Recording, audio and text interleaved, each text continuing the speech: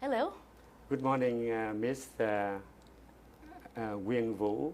Good morning, Miss Ngọc Hạnh. To begin with, can you say your name?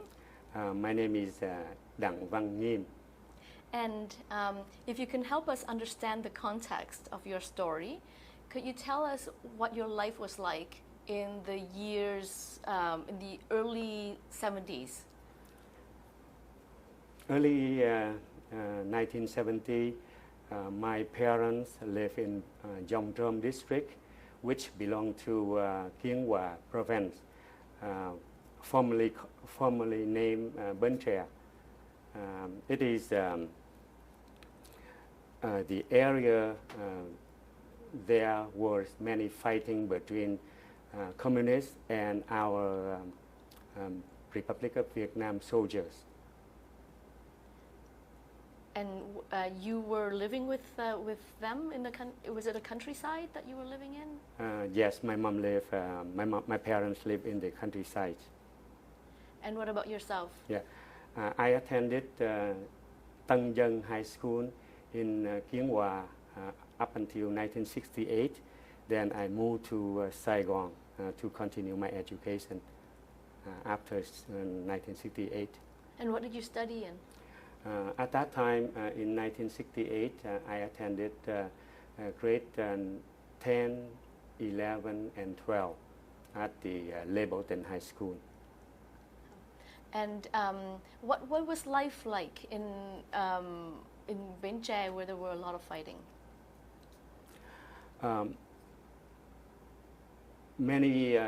At that time, many innocent Vietnamese people were killed by the communists. They are innocent, but they were killed simply because either they did not pay tax to the communists, or they were suspected to be CIA agent working for a CIA agency. So is it a village where you lived? Yes, yeah. The village where you lived was under the control of the South Vietnam government, but you also had to pay taxes to the communists? Yes, yeah. During the day, the area where my parents live and many other area nearby belong under the control of the Republic of Vietnam soldiers.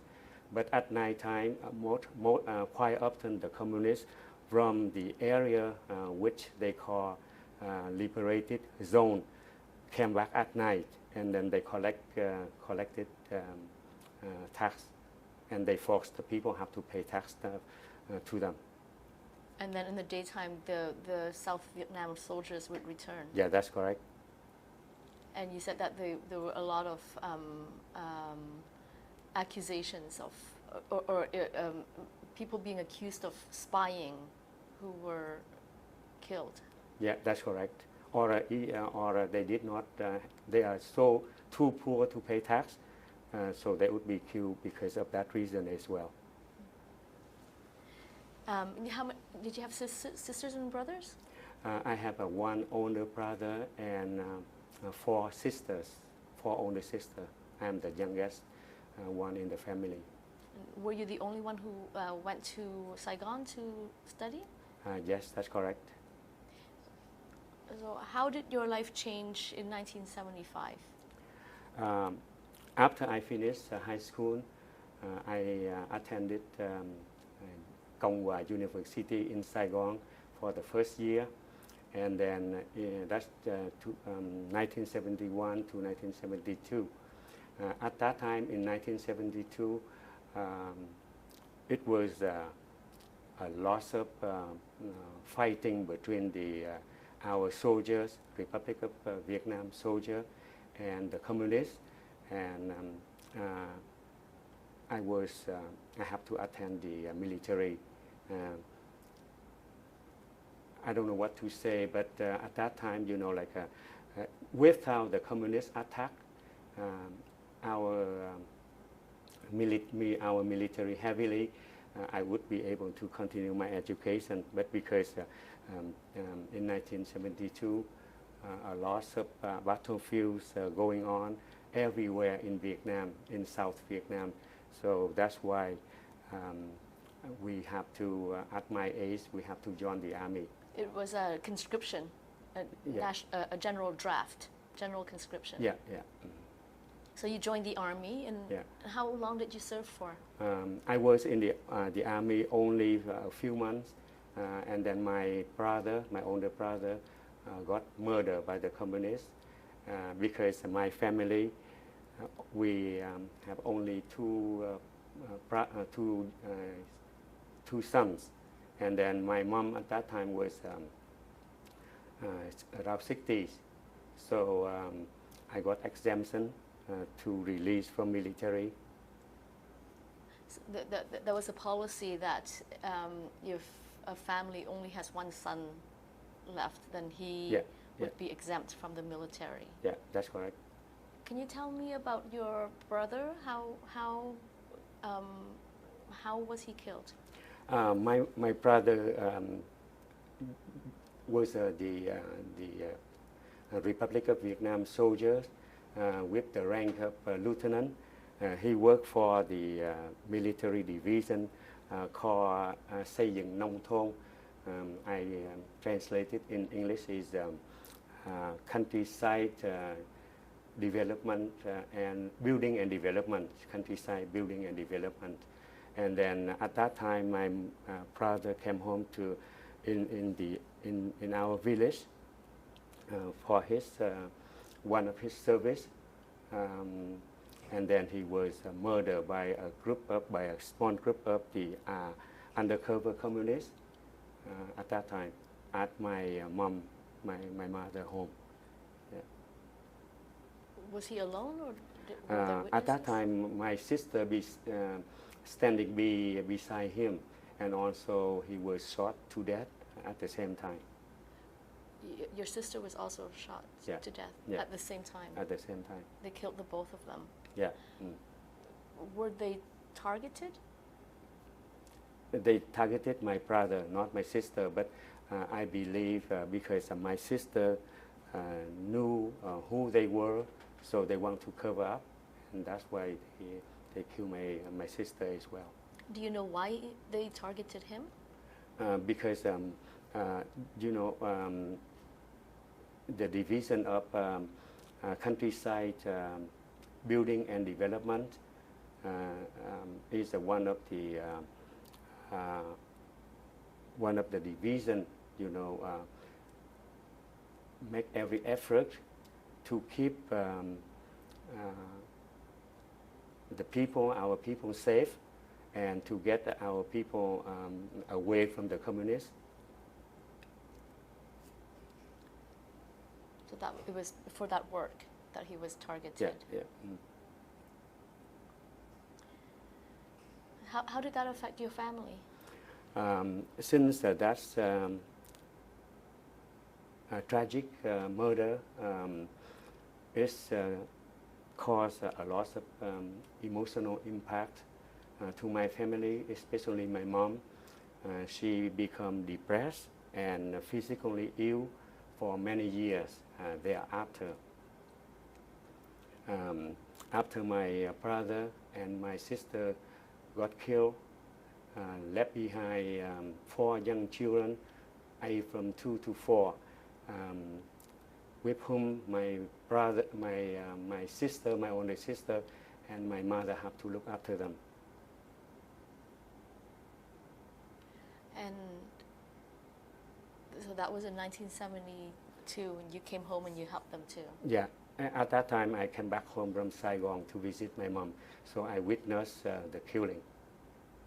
Oh, you witnessed the... Yeah, I witnessed the killing on that day.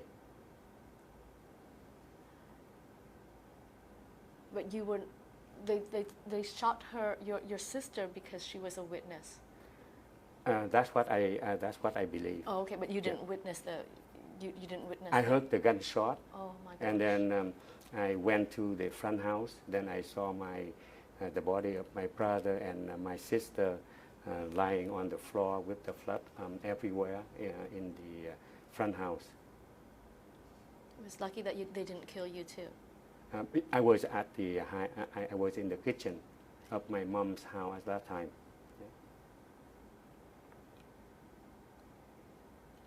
I'm sorry to hear about that. Thank you. In 1975, when with the fall of Saigon, what were your memories of that time? I'd like to go back a little bit when I live, during the time before 1975. My mother often told my brother, you rather be killed by the communists than being captured by them, because if you were captured by them, they torture you. If you're not dead, you would be handicapped the rest of your life. So I remember what my mom told me, and also I witnessed, at the age of 13, one of my older sister who married my brother-in-law in the area named Liberated Zone. So I have the opportunity to visit my sister, or in the summer I went there to help my brother-in-law fishing. On one occasion, I attended the trial organized by the communists. They call People Court, which is an open court in the jungle, in the forest area. And after they read they announced those people. I know they are innocent people. They announced they are guilty, and they sentenced them to death.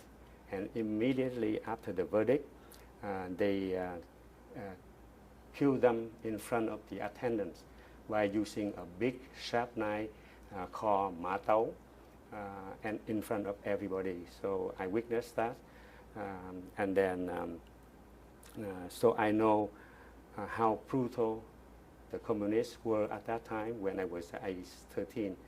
And then They yeah, beheaded? they killed the people by by beheading.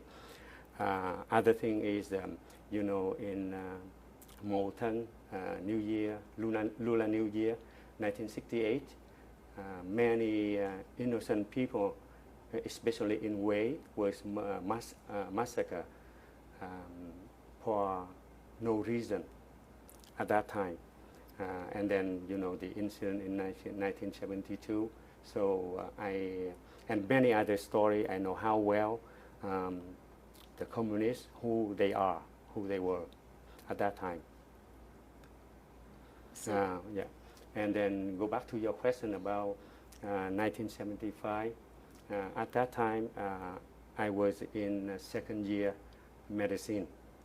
And then on April 30th, in the morning, I heard the radio announced by President Nguyen Giang Minh to force our South Vietnam military surrender to communists. Hearing that news, I was shocked, I was confused, and I could not believe what I heard. And I have the mixed feeling of anger, sadness, and I felt like I lost everything. In the afternoon, where I live in the condo house, I saw our yellow flag took down and torn apart in pieces. I was in tears. And I knew, I could not live with the communists, and I'd rather die to live with them. what happened next?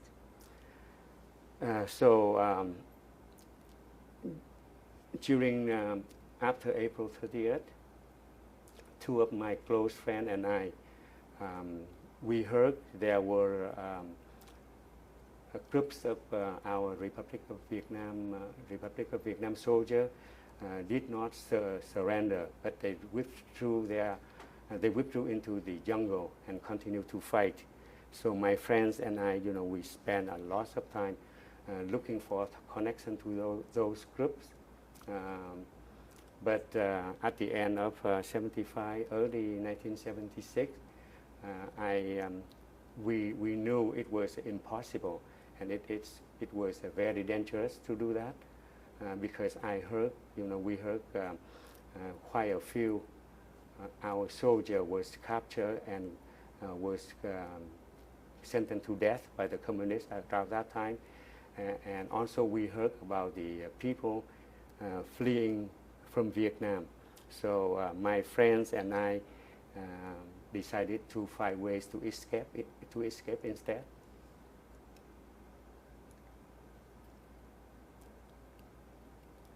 So tell me what happened next.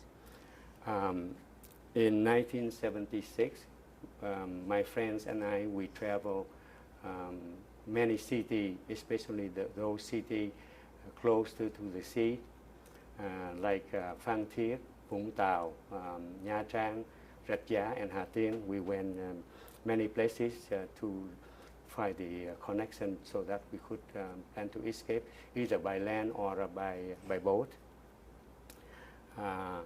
But because it's difficult to live for us to live in Saigon to escape, so I was thinking in order to escape we have to move to the area closer to the sea. And my first choice was Rạch Giá city, belong to Nghiem province. And then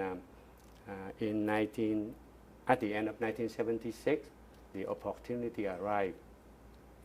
The Faculty of Education, they offer a one-year program to become the teacher for interested and qualified students from other university to apply.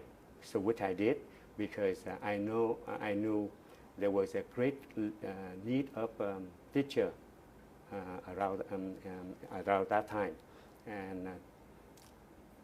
And by this time you had already finished your studies? No, I was in second year of medicine, but I decided not to continue my education under the communist regime. I decided to escape and go to other country. The purpose of my leaving Vietnam is for, first of all, I have a dream for my children. At that time, I have only one son, for better education. And secondly, I would find a way to come back to Vietnam. Oh, can you, when did you get married and when did you have your son? Yeah, I got married in December 1972, and my first son was born in November 1975. Yeah. And so then you took up this teaching job in Rạch Giá. Yeah, I applied to study to become a teacher at the Faculty of Education. So I got offer of acceptance, so I took it, and then I studied until the end of 1977. Yeah, I graduated, and at that time, my intention is to ask to be assigned to work in one of the one of the city closer to the sea. And as I mentioned, my first choice was Rạch Giá, but I was afraid to tell them I'd like to be transferred to Rạch Giá city, right? So then what happened? Then I had the idea to lie to them. I did not want to, but I have to, and I got along really well with the faculty dean. So he's the high-rank communist officer, but because he's from the south, so he understood at that time what communists were, right? So when I asked him, I told him, I lied to him that my wife working in Rạch Giá city and I would like to be transferred there to be with my family. So he trusted me and he let me go to Rạch Giá city. And so your wife was actually working in Saigon at that time? Actually, my wife just graduated from the College of Nursing at the end of 1977 as well. She at that time she haven't got a job yet, but again, you know, she used the same tactic which I did, and she told her principal. She told them my husband working in Ratja, and she would like to transfer to Ratja with me. So they believe us, you know. Luckily, they believe us, and then we were transferred to Ratja City. So that was 1976? 77, yeah. And beginning of 1977. That you moved to Ratja. Yeah, yeah. And what happens next? It was fortunate. My wife, when we got to Ratja, my wife was got a job at the community health clinic in Ratja City. But when I met with the district board of district school board in Ratja, I was told there was no position available for me to stay and teaching at Ratja City. So they assigned me to a remote area named Nghiem, which is about 30 kilometers from Ratja, and which it was in the remote area and far away from the sea. So I declined that that assignment, and I stay in Ratja, and I looking for a job. And then only a couple of weeks I found a job working as a labor for a construction company, which is owned and operated by the communists to build their agency at that time. And my wife continued to work at the community health clinic in the Ratja City. Yeah. So how did you find your way out? I remember, okay, when I was in Ratja, my wife and I was in Ratja. My wife tried to get along with her colleague in the health clinic, and at the same time I tried to get along well with with other workers working for the construction company. Until May 1977, and suddenly the chief doctor of the health clinic asking my wife about our family, and then my wife told him, I graduated from Faculty of Education. I could not find a job in Ratja, so I have to work as a labor. And so he got because my wife got along well with him, and then he said he would help us. He would help me to teach in Ratja City. So only about 3 weeks later, I got a meeting with the Vĩnh Thanh Vân High School principal. So I met him, and then he offered me a job to be a teacher at Vĩnh Thanh Vân High School. So I taught from grade 6, I taught mathematics from grade 6 to grade 9 until we left the country. And to answer your question, how we found way to escape, when I was teaching at the high school, I tried to get along well with my students and their parents. At the same time, my wife also tried to get along really well, to get to know her patient, and she gave a prescription for medication whenever they need it. For me, finally I got to know one of the couple, my student parent, who have the boat, who was the boat owner at that time. So I took the opportunity to get to know the parent. So I offered to be their children tutor. In the evening, every evening, I came to their house to teach them mathematics, and also I taught them taekwondo. And then for a couple months, and I got to know I call them uncle and aunt.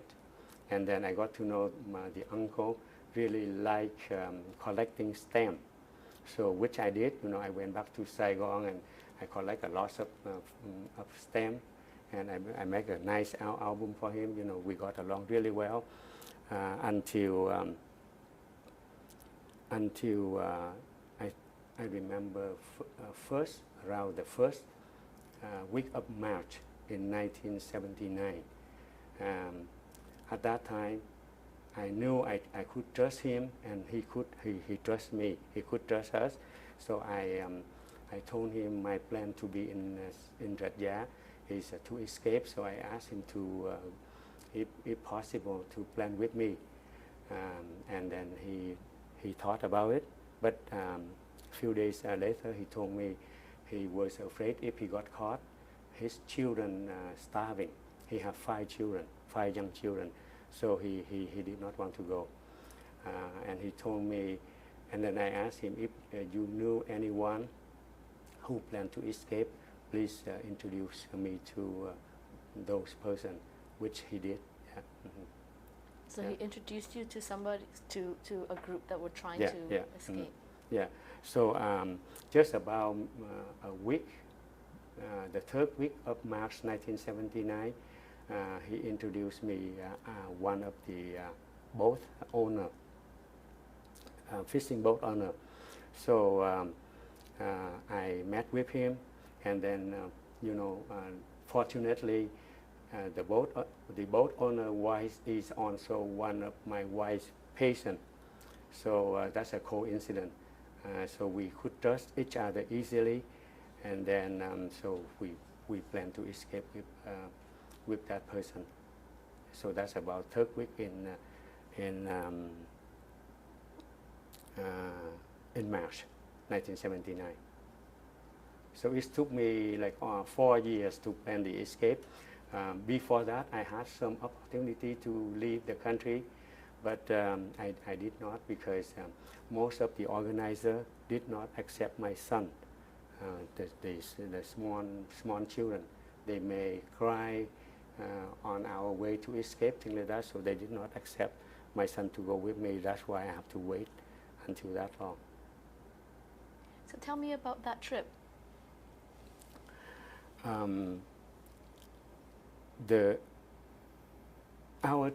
Unlike many other Vietnamese refugees, they were robbed, raped, and killed on their way to other country. And I heard story about people starving, they die, or got killed and was thrown their body to the sea, things like that. But our boat is, fortunately we got robbed twice, but nobody got hurt. And then they just took our jewelry and valuable items, things like that. And then they give us some oil and food to go to continue our journey. How big was your boat? It's very small boat. I could not remember the size, but the owner of the boat told me, like on the next day, he told us the capacity of the boat is only for 45 people. But by the time the boat leaving, there was already 71 people on the boat. And then that's the next day he told us, he could not wait longer, because if there was more people got into the boat, the boat would sink, right? So we have to leave on that night, left some people behind. And another thing is, another fishing boat supposed to carry food and water for us, but that boat got lost. So end up on the boat we have no food and no water, except some food and water left over for the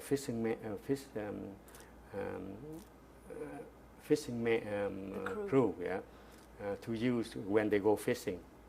And then so that on the second day, the boat owner told us, we have to save the food and water for the children, and each of us have very minimal portion of food and water to survive. And then you got robbed. Yeah, and then we got a little bit more food and water. They gave you food and water. Yeah. The pirates gave us some food and water, so we were lucky that way. And how long was it before you saw land?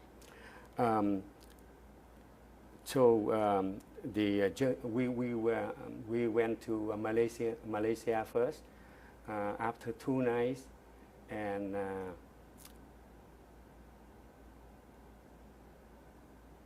after 3 nights and 2 days, 2.5 days. So we arrived at one of the ports in Malaysia, which I don't know the name, and then so we was rescued by the Malaysian Navy soldiers.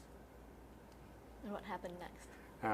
So we got we was assisted to got on the Navy's boat, and we was very welcomed by the Navy soldier, Malaysian Navy soldiers. They give us food and plenty of food and water, and even smoke for the smoker, thing like that. We was very happy. Every one of us very happy because we thought we were safe, right? And we stay on the boat. On Navy your boat? on the Navy boat. On the Navy ship, on the Navy ship, until late in the evening. And then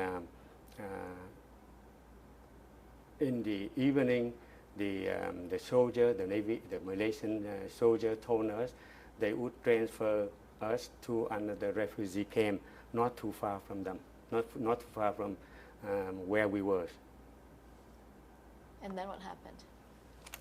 But actually, until midnight, at that time they took our compass, and then they call my name. They call me to be translated to be a translator to translate what he want to tell us to the boat owner. He said,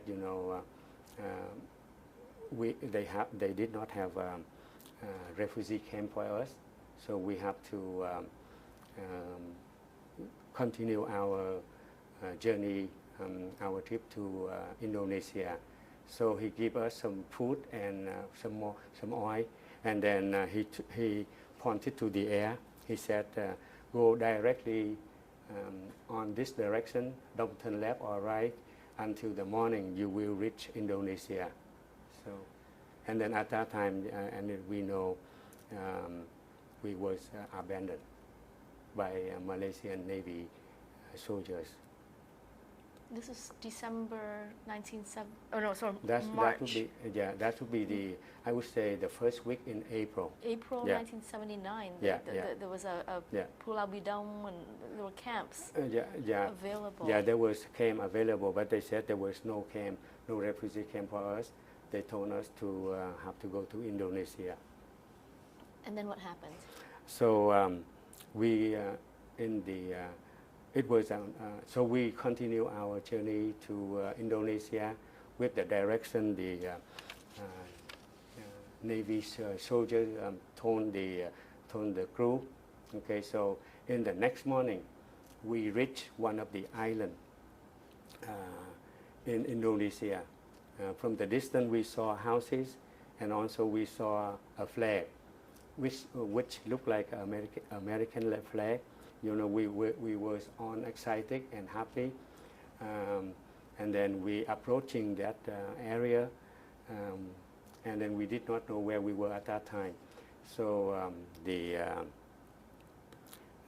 Indonesian police greeting us, they gave us direction to anchor our boat just close to the shore. Right? They came out and met you in a boat. Yeah. They came and met us in the boat. And before that, one of the young lady, about 18, she was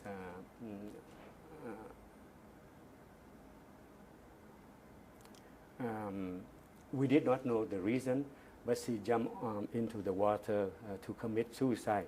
And two other men on the boat and myself, we jumped into the water as well to save her, and we saved her life at that time. And then after that, the Indonesian police make a list of our people and the name of our boat and the number, things like that. And then he told us to wait until the chief police come to see us to decide what they would do, what they could do for us. She didn't say why she No, we wanted did to. not know. Yeah, we did not know. But during the time we was in the that refugee camp in the jungle, she committed suicide and she was successful. Oh. And we did not know the reason why.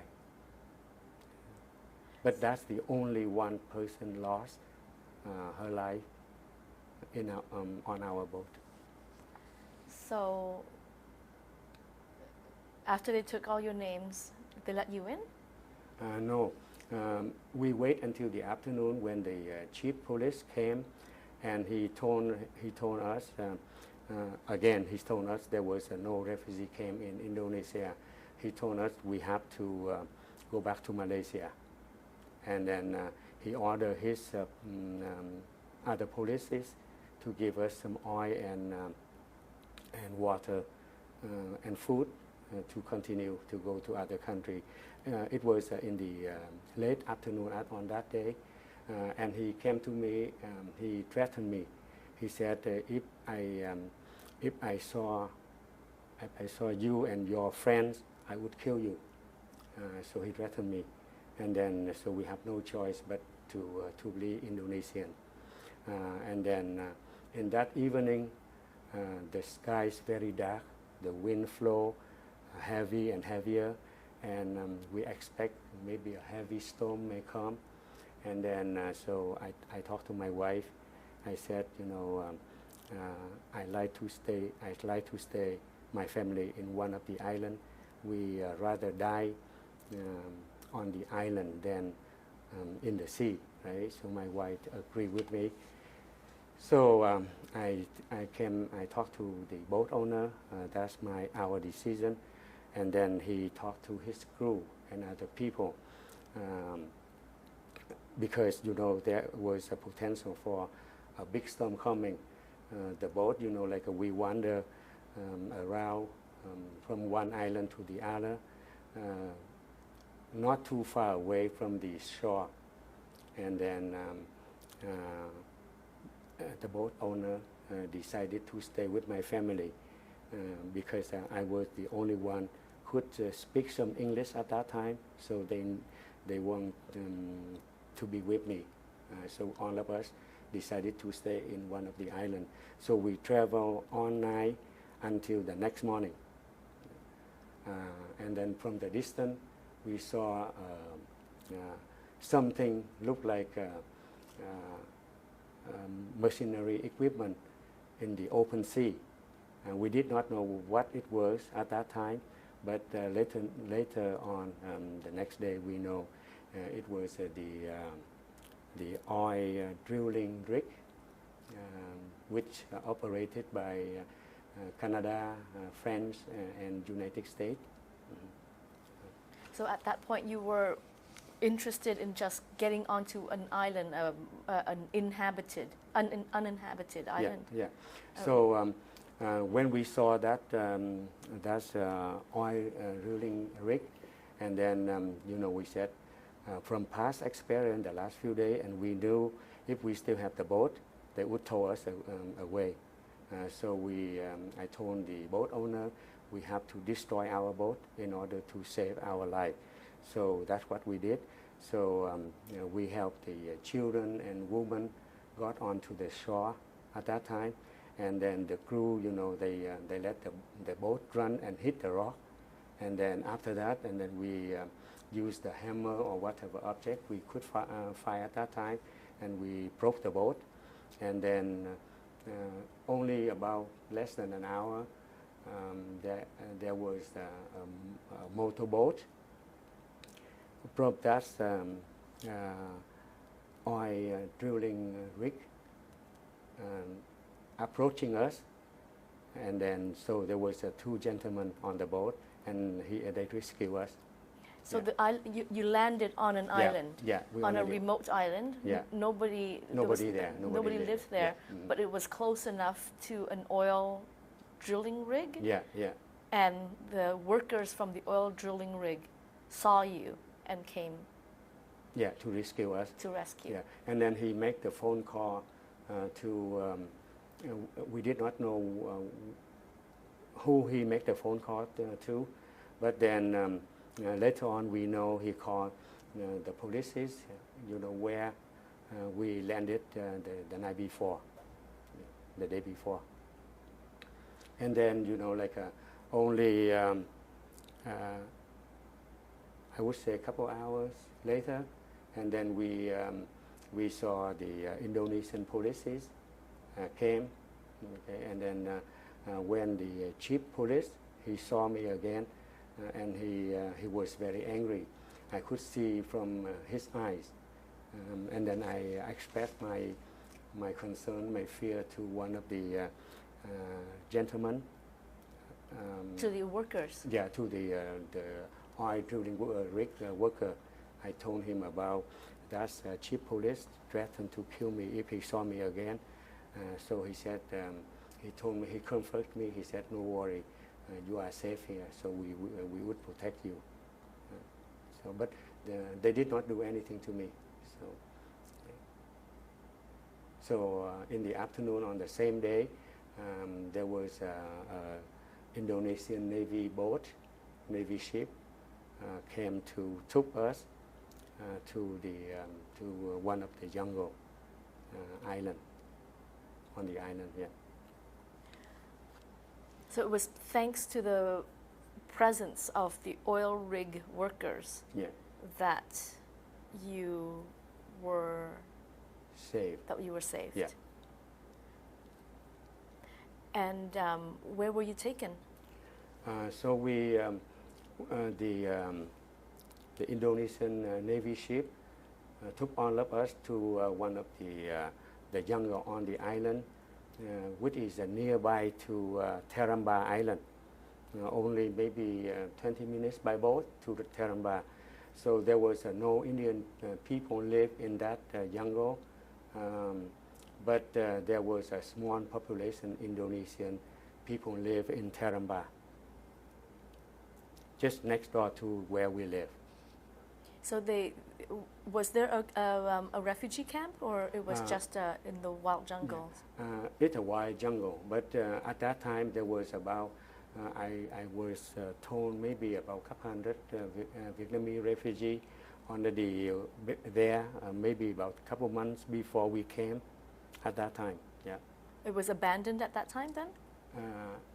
Yes, that jungle, Like before we arrived, there was only a small group of Vietnamese people, like about 200 people before us, to live in that area, in that jungle. How far was it away from the village? From Teramba, it's only about 20 minutes by boat. It's not too far. Oh, but it's on its own island. The entire island is remote, is uninhabited except for the Vietnamese? Yeah, that's correct, So what were conditions like? The condition there is very poor. We got the food and the water supply from the United Nations High Commissioner for Refugees. And other than that, there was no personal hygiene facility for us. And then we have to cut the trees in the jungle to build our hut. There was no wall at all, but we got the piece of plastic given by the United Nations to use it as a group. Okay.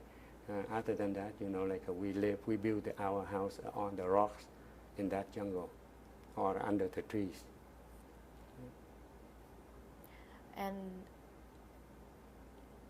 how long were you there for? We was there for 5 months. In that jungle camp, there was no health care at all. Like anyone got sick, we have to be transferred to Taramba village. But the healthcare facility at that in that area in Taramba also very poor. They could not treat people with major health problem. No. It was a remote village, Yeah, basically. Yeah. Mm-hmm, yeah. Was the jungle island where you were on, was it staffed? No. No. You mean like Indonesian people or the police, right? No. No. But they came to for security reason. They came. They stayed there. But without us, nobody lived there. So you had food, you had water, you didn't have to look for food in the jungle? No. Some of the Vietnamese refugees, they was able to catch some fish from the sea, but not my family. I like to say, it was a very stressful time for me and my wife, because my wife was pregnant, my second son. She had history of uterine problem, and we was worried so much. She may have a premature birth or some complication, pregnancy complications. So we was worried so much, and we just wished to go to other country as soon as possible. How far along was she? At that time, my second son was born in March, so maybe around that time, March 1980. So only a few months, eh? Yeah, only a few months when we the first 3-4 months. Yeah, yeah.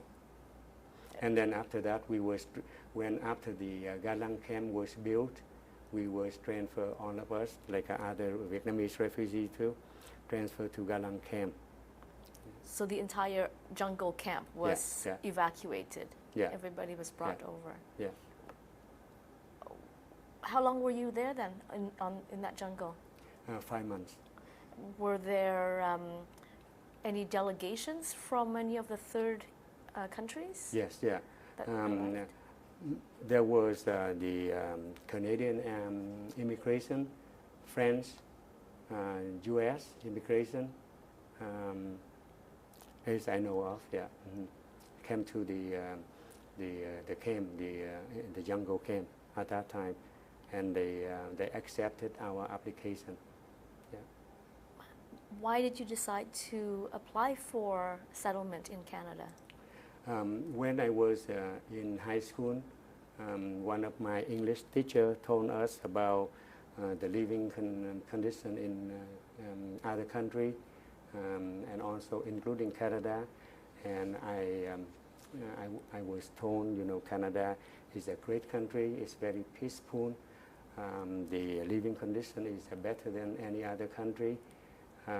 It's safe, people friendly and helpful, generous, things like that. And also I have some English, so I said would be easier for me and my family to resettle in Canada than other country, which I have to learn another language at that time. Yeah. And so after you were transferred to Galang, how long were you there for before you flew to Canada? Yeah. We was there only 3 months. Yeah. And where in Canada did you decide to settle? We did not know anything. We just applied to go to Canada, and then we did not know who sponsored us and where we were going to go. Not until we arrived to Hamilton, and then at that time we know we were sponsored by Hamilton Mennonite Church. But at first we landed in Montreal airport, and then we was transferred to Longer Ponds military base and to continue with the paperwork. And then you were brought to Hamilton. on the week we arrived in Montreal, Long Pond military base, on the 1st of December, and on the 3rd of December, 1979, we were transferred to Hamilton. And what were your impressions of Canada at that time? Actually, myself and my wife was frightened because it was in the middle of winter at that time. The weather was very cold. The ground covered snow, and the trees bear up leaves, right? And I thought the trees dead. We did not know, like in the winter time, the tree have no leaf. So I was frightened, and I thought, we was betrayed, and we would be sent to the concentration camp. Back home, I read story about Hitler during Second World War, and then Hitler built concentration camp, and then they treat the Jew as a slave, right? And then I thought, we would be transferred to concentration camp for working as a slave. So it was a frighten to me and my family at that time. This is when you were in Long Point? Yeah, and in Long Pond military base. And it's basically, every day we was told by the soldier, nobody allowed to get out of the building. We have to stay inside. It's very cold outside, things like that. So, and then that frightened me because, I thought, we was captured to be like a prisoner, things like that. Another thing is, when we had a shower, and then we on way was pushed to be hurry because the soldier said there would be no hot water if we took a long shower, things like that, And occasionally, my body still pour up shampoo, things like that, and I have to finish my shower in cold water, things like that. So, yeah. So it's not a good impression when we was in the military base. But beside that, we were treated with respect, and we were treated very well when we was in the cafeteria 3 times a day with breakfast, lunch, and supper. We have plenty of food, healthy food, all we could eat at that time. It's different, completely different from the cafeteria and the base where we stay overnight. So you were afraid of being imprisoned? Yeah, to be sent to the concentration camp. Especially like we escaped from Vietnam, so yeah, that's what was our fear. And when you were brought to Hamilton to meet your sponsors? Yeah. Did they meet you at the airport? Yes, they did. We did not know we was told we go into Hamilton on the 3rd day, but we did not know we were sponsored by the church, and we did not know where Hamilton and how far from Montreal, things like that. We did not know anything about the city. So on the 3rd of December, we was greeted by the Hamilton Mennonite Church. At that time, Mr. and Mrs. John Helen Cornies, Mr. Wills, Mrs. Wills, and also Mr. and Mrs. Lumley greeting us at the airport, and then they give us a drive to 151 Queen Street apartment. They had an apartment ready for you? Yeah, they already have the apartment ready for us. What were your first impressions of these sponsors and of the greeting? They are very friendly. They treated us with respect, so we felt so good about that. And at that time, our fear released. Yeah. especially when we got into the apartment, two-bedroom apartment. There was quite a few Vietnamese refugees already there, even 1 year ahead of us. And also, the apartment where we live, furnished with nice furniture, with new towel, new clothes, things like that. It's very nice. So that my wife and I said, we did not want to use those clothes or a towel. We would save it for later on to send home for our family.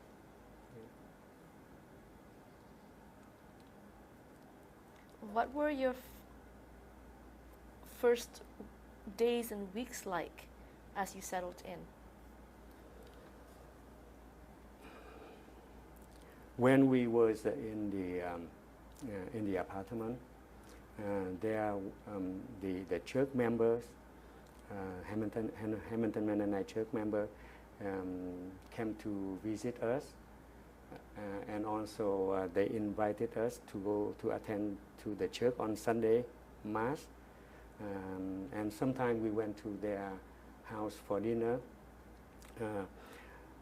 Mr. and Mrs. Webb, Peter, was outside to look after us, so they came to our apartment twice a week to visit us, or whenever we need them.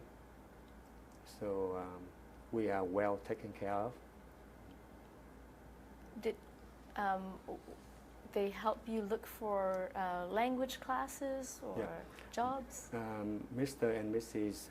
Webb help us to do the paperwork, like a OHIP and social insurance number, things like that, and then help us to find the school for study English. And then they talk to us about the Canadian way of life, okay, and in case of emergency, what we should do, things like that. So. Yeah. Was it helpful to you and your family to have a sponsor? I would say we was fortunate, unlike any other Vietnamese refugee family who were a sponsor maybe 3-6 months after they got a job and they have to go to work. My family, fortunately, we were sponsored, I would say 9 years. The church paying for for the apartment rental, and also for food, things like that, during my years of education at Queen's University. They paid for your your lodging, your housing, for 9 years? Yeah. Why?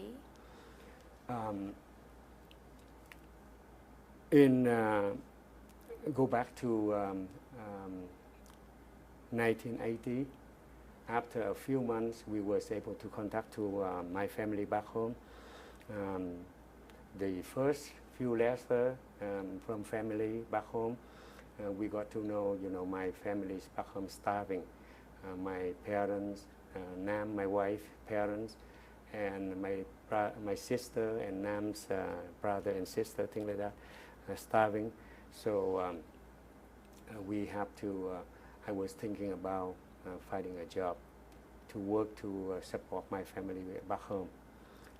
So only about in March 1980, I got 3 part-time jobs, and at that time my wife had my second son was born in March 1980. Okay, and then I worked 3 part-time jobs at the time. Doing what? Yeah, I do. My first job was working for the Collins Hotel as a janitor. I work only 5 hours on the weekend, Saturday and Sunday. My other job, working as a busboy in the bar and restaurant named Running Pump in Hamilton. working from 5 o'clock in the afternoon to 2 o'clock in the morning, but only Friday, Saturday, and Sunday. And I got another job working from around 8 o'clock in the morning to 2 o'clock in the afternoon, 4 days a week, Monday to Thursday, for McMaster Pottery company as a labor. And how long were you at these jobs? I worked there for about a year until I got a full-time job. That was at the end of 1980. I got a full-time job working for Susan's Shoe company in Hamilton. So at this point, you've just landed your first your full-time job at the shoe company? Susan's Shoe company in Hamilton. I work full-time there as a shipper and receiver. The job there is not that heavy, mostly paperwork, and also carry loading the light shoe boxes. And how long were you there for? I worked there for 2 years, more than 2 years. And so during this time, the sponsors were still paying for your your housing? Hamilton Mennonite Church still helping me with the rent and then the food for my family. I used my income, most of my income, to send home to support my wife, family, and my family. And why did they decide to continue supporting you financially? I think this is past the normal sponsorship agreement? Yeah. The reason for that, because I told them a story about how my family lived, my wife's family lived in Vietnam at that time, so they were willing to help us. And especially I told them I plan to go back to school, so they wanted me to have the money for my education. And when did you go back to school?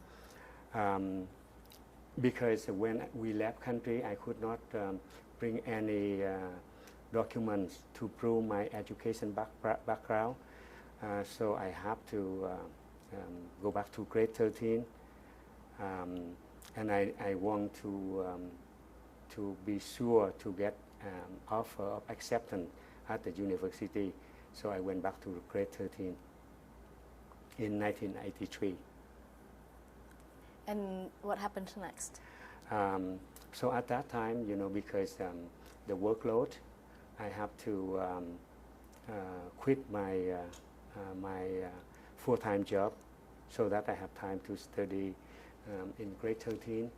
And also, after my wife gave birth to my second son in 1982, she applied for a nursing program to become a nursing to become a nurse. What they call is a nurse assistant.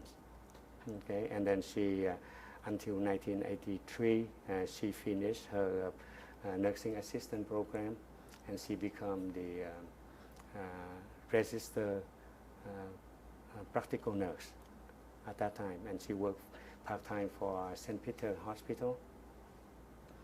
And so with the income of her part-time job, we used that money to send home to support my family. And then after I finished my grade 13 in 1984, I applied to study at universities. In what? Yeah, in nursing. In nursing? Yeah. So you had a medical education, or the parts of your medical education in Vietnam. Yeah. And now you're applying that knowledge Yeah. to your nursing career. The reason I like to, I decided to take nursing program because it's only 4 years, because two reasons. Number one, because it was only a short, like a 4-year program.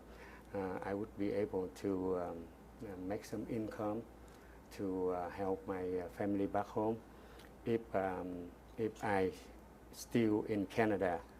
And the second reason is, one of the reasons, I believe I already mentioned that, I left the country because we could not live under the communist regime. I left country for our children future, and also to find way to come back to Vietnam. So in 1982, I heard about the National Front for the Liberation of Vietnam, formed by Vice Admiral Hoàng Cơ Minh and his comrades to go back to Vietnam. So I really like to join in his troops, and I really like to be one of the healthcare worker to work in the emergency team for trauma rescue, and also because living in the jungle would be very dangerous. Many of our soldiers would be sick because of tropical disease. Right? So I like to have the ability, the knowledge and skill to work to help them, to help our the soldier of the National Front for the Liberation of Vietnam by Vice Admiral Hoàng Cơ Minh. So you were planning to join the army? Yeah. An army to go back home. To fight, to take back your country. Fight to liberate our country from communist regime at that time. And did you join them officially? No, actually I was in, so I got offer of acceptance from Queen's University in 1984. At that time I was in third year, 1987, and I heard the Liberation Front was defeated in the between the border of Laos and Thailand. The Vice Admiral Hoàng Cơ Minh and his comrades got killed during the battlefield. So I had no longer hope to come back to Vietnam. That happened in 1987. What were your thoughts and feelings at the time? I was shocked. I became hopeless, and I did not know what to do, because that's the only way I believe we could at that time to liberate our country from the communist government. And after the National Front no longer have activities in the jungle, they was unable to enter Vietnam, so I have no hope to go back to Vietnam. So then you continued with your nursing. Yeah. Your nursing degree. Yeah. And by this time, are you living in Kingston or in Hamilton? Yeah, I moved to Kingston in 1984. With your whole family? Yeah, with my whole family. And did your wife find work in Kingston? When I got the letter of acceptance from Queen's University, it was a dilemma. I found it's very difficult decision to make, because we have no money for moving. We did not have no money. We did not have money to rent the apartment. I did not know whether I should accept the offer or not. So I came and talked to Mr. and Mrs. Coeurs,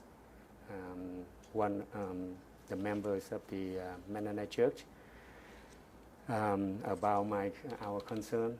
And then Mr. Coeurs told us he would talk to the Hamilton Mennonite Refugee Committee, and then he would get back to us. But he assured me that there would be no problem. So only a few days later, Mr. Coeurs came and told us, the church willing to help us with the rent, with the moving and every cost needed, so that I could continue my education. And also I talked to another family, Mr. and Mrs. Goosen. They advised me to accept the offer from Queens, which I did. So in August 1984, with the assistance of Mennonite Church, we moved to Kingston. And then the church members, Mr. and Mrs. John, Helen Coeurs, Mr. and Mrs. Martin, and Mr. and Mrs. Will also help us. They ran a U-Haul truck, help us to move to Kingston. So they helped you. They moved yeah, you. Yeah. Mm-hmm. So at first we rent the apartment, but then after after my first year, so actually after my second year, we got the assistance from the housing authority to offer us a better apartment, a very nice apartment, which only $204 a month for rent, with the subsidized of the government.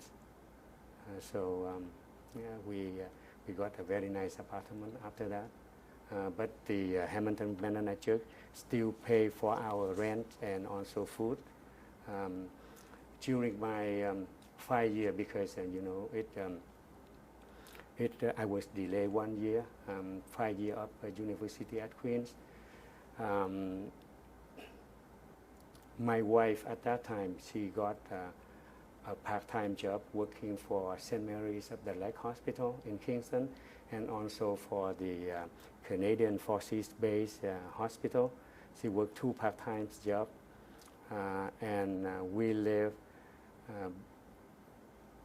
based on my wife's income, based on the financial support of Hamilton Mennonite Church, and also the OSAP and bursary from government, from other charitable organizations to help us. And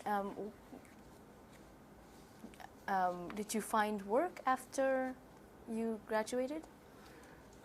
Yes, I did, yeah. As soon as I graduated from Queens, I got a job right away. Doing what? Yeah, I work in the, first of all, I got 3 part-time jobs, one for St. Mary's of the Lake Hospital, where my wife working, and also I got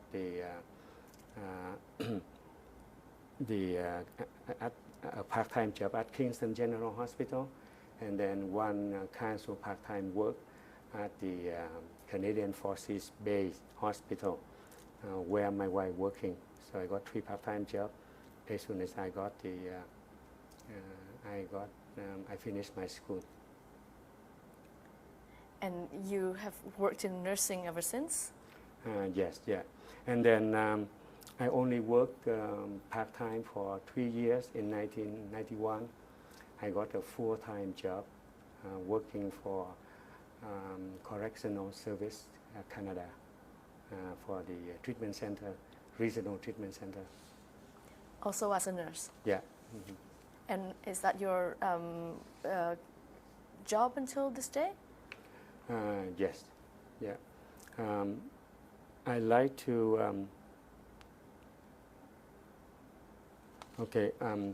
when I got the full-time job at Correction Service Canada, and I still maintain my part-time job at St. Mary of the Lake Hospital, it is a regular part-time job. And at the same time, for 20 years, I worked my full-time job and my regular part-time job. And on top of that, whenever I was called to work for overtime, I took the overtime. So I worked mostly like a 2 full-time job for 20 years until 2011. And then I quit the job, the part-time job at St. Mary's Hospital, but I still continue to work for Correction Canada until now. And the financial support of the Mennonite Church in Hamilton stopped at when you graduated Yes, from, yeah, that's from correct. university? Yeah. But we still have a good relationship with the church member. I went back home in Hamilton to attend the church mass on Sunday, to visit the members, and then on any special occasion. So we went back home to visit the church members. What are your thoughts about the kind of support that they gave you?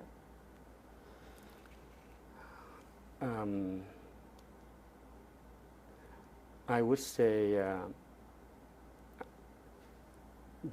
could not say thank you enough to the church members, the Hamilton Church, Mennonite Church, because without their support and encouragement, I would not be able to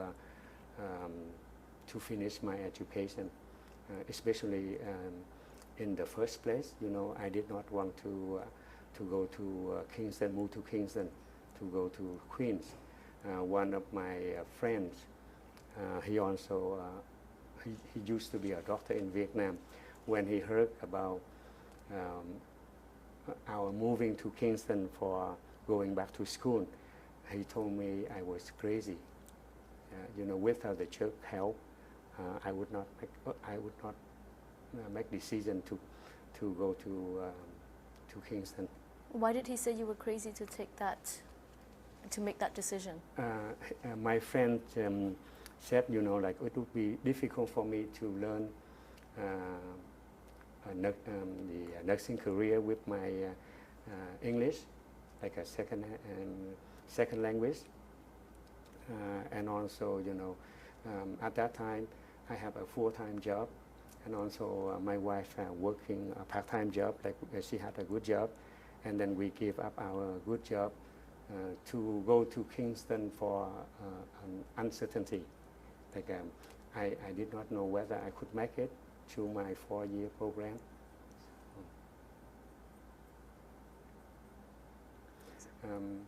Yeah, go ahead. So it was with the help of the Mennonite Church that Yeah. you managed to pull it off. Yeah, and I have to say, with the encouragement and with the help from my wife and my children, I make it through my years at Queens until I finished my school. Especially during the first and second year was the most difficult years for me. Especially when I took microbiology, biochemistry, and anatomy in English. Many names, the bones, the muscle, the human organs, the name of bacteria, things like that in English. Most of them long name. I have to remember. It's very difficult, and I was stressed out. I experienced stomach aching most of the time. My hands and my arm become numb. I could not sleep on the mattress. I have to sleep on I bought the plywood, the board, the hard board, in order to sleep on that wood. Otherwise, my hands and my arms very numb because of the stress. Many nights I could not. I stay up all night to study, and in the daytime, I went straight to the hospital for clinical practice. Could not sleep at all. It's the very difficult years for my first and second year. Third year and fourth year would be better. Did you think at that point that you might not make it? Yes, yeah. But a couple of times I thought of dropping out of school, but I thought, like if I did, then I did not know what to do. So I have to continue. And also I have to say thanks to my Canadian classmates. They always help me.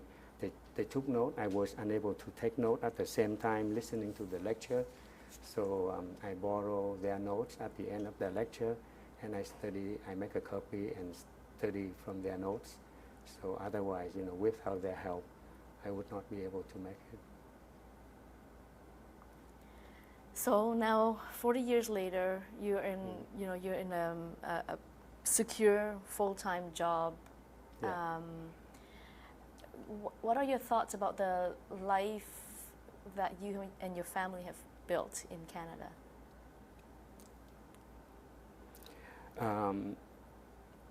Over the past 40 years, I would say Canada is a great country, the country of opportunities. Anyone with hard work and with determination, they could be successful whatever they want to do. And do you have thoughts about Canada's humanitarian reaction to the refugee crisis? Yes, yeah.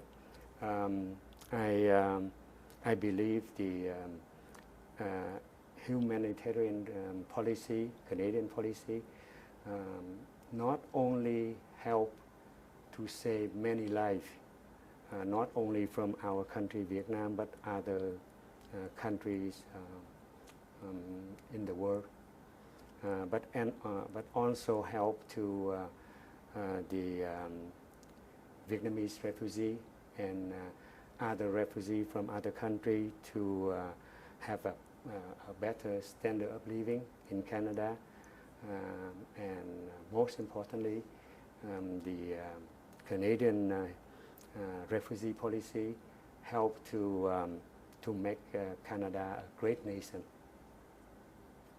Do you share your experiences of war and resettlement with the next generation?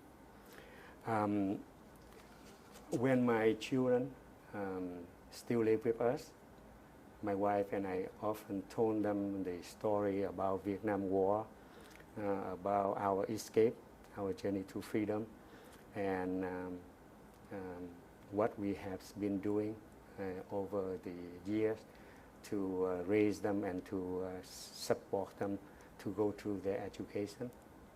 Yeah, we did. And what can they learn? What can they and future generations of Canadians learn from your experiences? Like I just mentioned, Canada is a great country. We have, I always told my friends, Canada is a heaven on earth. We have enough food, enough shelter, and medical care, especially medical care.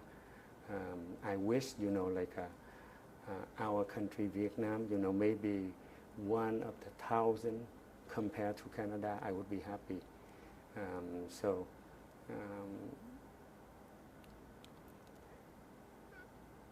My wife and I is very thankful the life we have in Canada, as well as our children.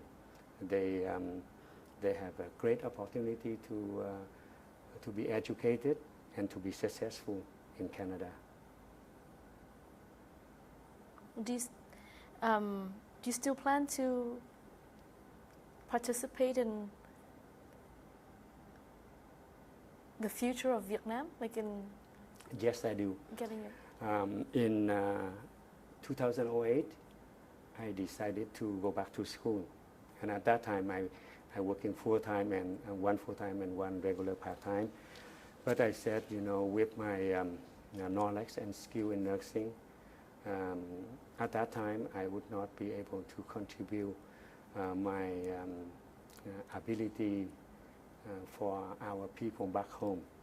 So I decided to go back to school to take a master's degree in nursing in 2008.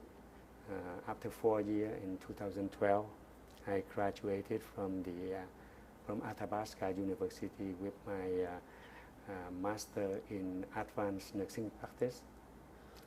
my goal is around, actually, I would say about 10, 15 years ago, our hope to return to Vietnam was difficult. So my dream was working for Doctors Without Borders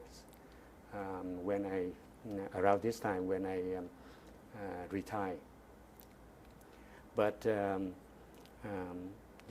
recently, over the last 5, 7 years, the political situation in Vietnam changed rapidly. You could see now the people can stand up for their rights. So I have a high hope to return to my country in the near future. And then I would be able to use my medical knowledge and skill to help our people. And my last dream in my life is to have a mobile clinic, to go to the rural, remote area, very far from the city, to help the sick and the people, the Vietnamese people. That's my last dream in life. Do you have anything else to add?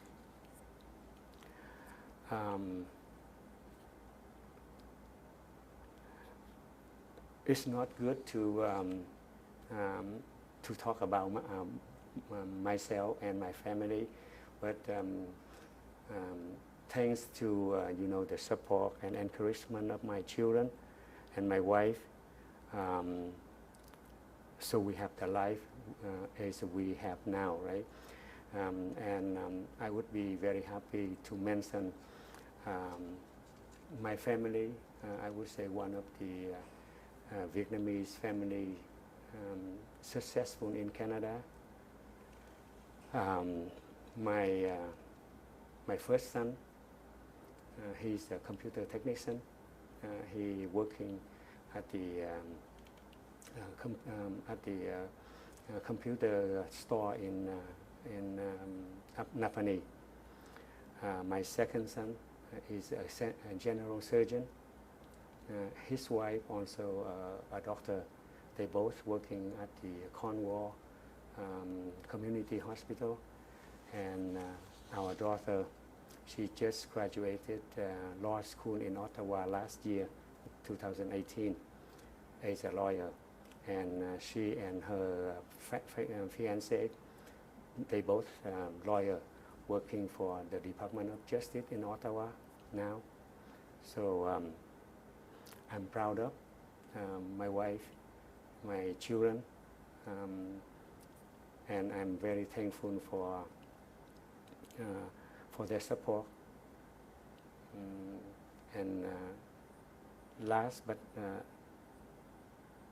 Least but not last, I'd like to say once again thank you to Hamilton Mennonite Church, who support us for so many years during our time to resettle our life in Canada.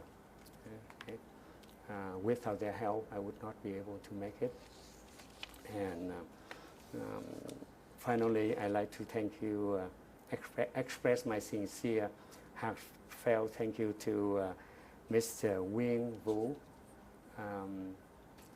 Miss Ngọc Hạnh, and especially Miss Mai. She been contacting with me and encouraged me and give me information what I should do for the interview today. And thank you very much. Thank you for sharing your story. Thank you for sharing your experiences and for taking part in this project. Thank you. Thank you. Hello, Ms. Nguyen. There is one more other thing I like to mention, and I feel it's very important. Over the past 40 years, I've been continuing to fight for our country, Vietnam, human rights and democracy. Myself and my family, as well as along with many Vietnamese in Toronto, Ottawa, Montreal, and also in other countries. We've been fighting for our people to have human rights and democracy, the values which our Canadian, have every day of life. I hope that, all of us, as the Vietnamese refugees, we contribute to this non-violently fighting for our people back home. So. And one more follow-up question. Your daughter, yeah. the third child, was born when? My last child, she was born in 1992. Oh. Yeah. Mm-hmm. When after your degree was finished? Yeah. I finished my nursing first degree in 1984, and then I went back to master degree in 2008, and I finished in 2012. And she was born in 1992. Okay, thank you. Thank you.